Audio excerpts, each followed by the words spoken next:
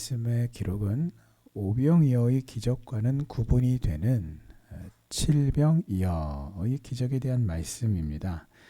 자, 마가는 이 사건을 기록을 하면서 오늘 1절에 보시면 그 무렵에 라고 그렇게 기록의 서두를 열고 있습니다. 그러면 그 무렵이란 무엇인가? 바로 예수님께서 수로보니게 여인의 그 딸을 고쳐주신 후에 갈릴리 호숫가의 어느 산에서 수많은 환자들, 귀신 들린 자들을 치유하시는 그 여러 날들 중 어떤 날에 일어난 사건이다 라고 기록하고 있습니다.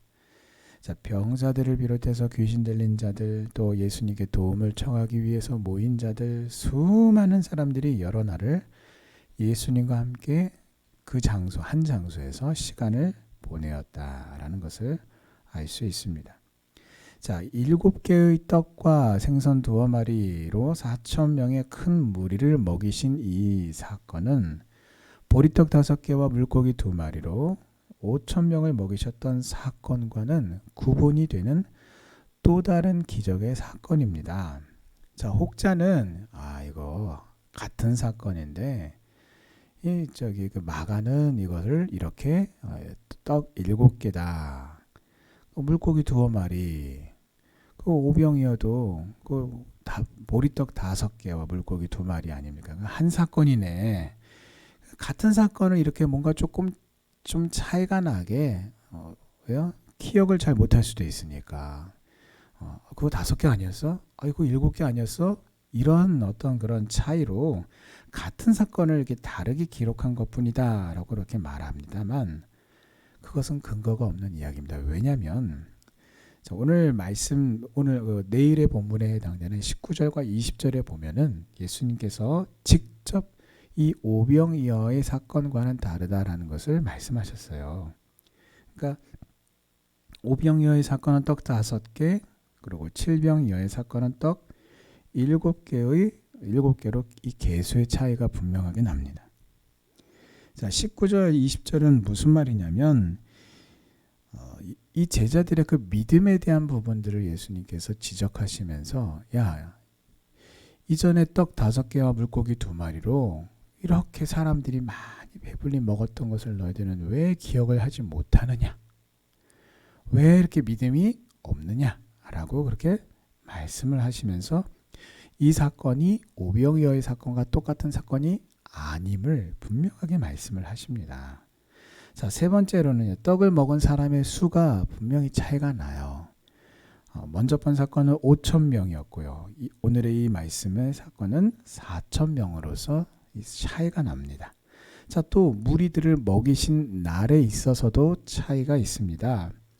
오병이어의 사건은 무리들을 가르치신 그 당일날 곧바로 그들에게 먹을 것을 베푸시는 사건이었지만 이 오늘 말씀은 이 칠병이어의 사건은 예수님께서 무리와 함께 있은 지 사흘이나 이미 함께 있은 지가 3일이나 지나고 나서 이루어진 기적입니다. 또 먹고 남은 음식을 거둠에 있어서도 차이가 분명히 있습니다. 오병이어 때 남은 것을 거둔 바구니라고 하는 그 바구니는 이 유대인들이 늘 자주 사용하던 이 개인 휴대용 작은 바구니이지만 오늘의 이 칠병이어의 사건 때 남은 것을 거둔 것은 광주리라고 말하는데 이것은요 사람이 들어갈 정도의, 그래서 바울이 그 성에서 도망칠 때에도 그 광주리 안에 들어가서 그것을 줄로 매달아서 달아내려서 도망을 쳐서 살았죠.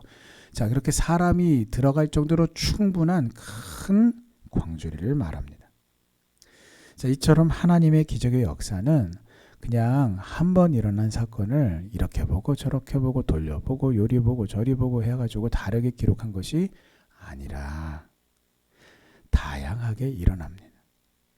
또 때를 따라서 하나님의 말씀과 은혜를 경청하고 사모하고 줄인 자들, 그 굶주림 가운데 사모하는 자에게 일어나는 것입니다.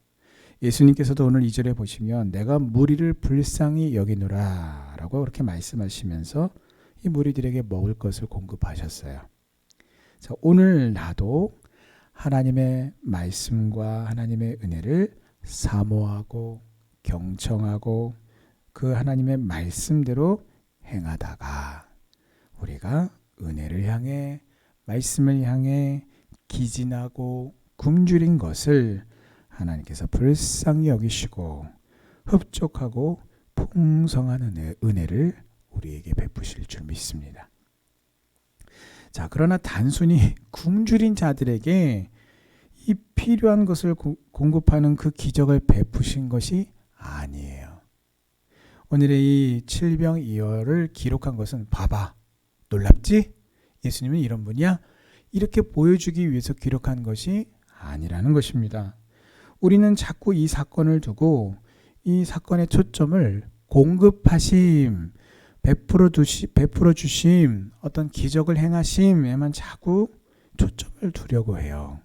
하지만 이 사건의 초점은 그것이 아니라 이 공급하심에 있는 것이 아니라 기적을 베푸셨다라고 하는 것에 있는 것이 아니라 이 예수님께서 집중하시고 또 주님이 전하시는 하나님의 말씀과 그 은혜에 초점이 있는 것입니다. 즉 하나님의 말씀에 집중하고 순종하여서 하나님을 기쁘시게 하는 자들이 하나님의 은혜를 입는다라고 하는 것이 오늘 이 기적의 사건을 기록한 목적이에요. 이 사건을 통해서 오늘 우리에게 주시려고 하는 하나님의 은혜요 교훈입니다.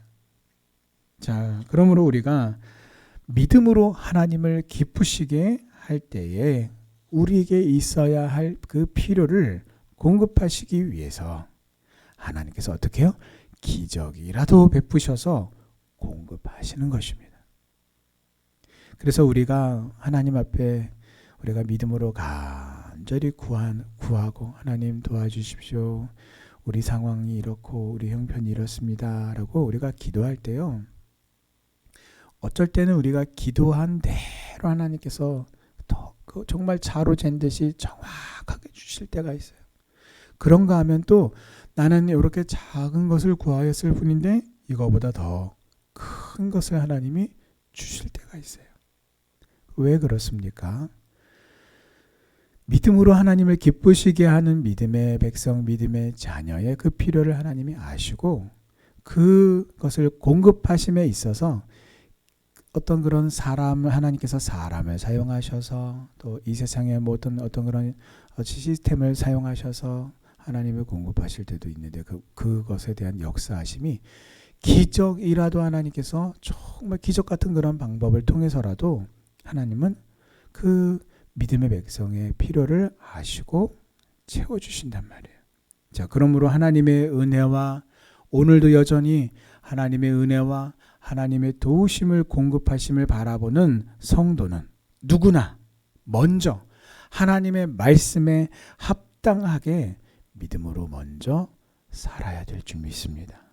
자, 우리에게 이처럼 참된 생명과 풍성한 삶을 주실 수 있는 분은 오직 예수 그리스도 한 분뿐이십니다. 성도가 이 세상을 살아갈 때에 필요한 믿음이라고 하는 것은 바로 이 믿음이에요. 주님도 되고 주님 이외에 다른 것도 포용하겠다라고 하는 것은 결단코 믿음이 아닙니다.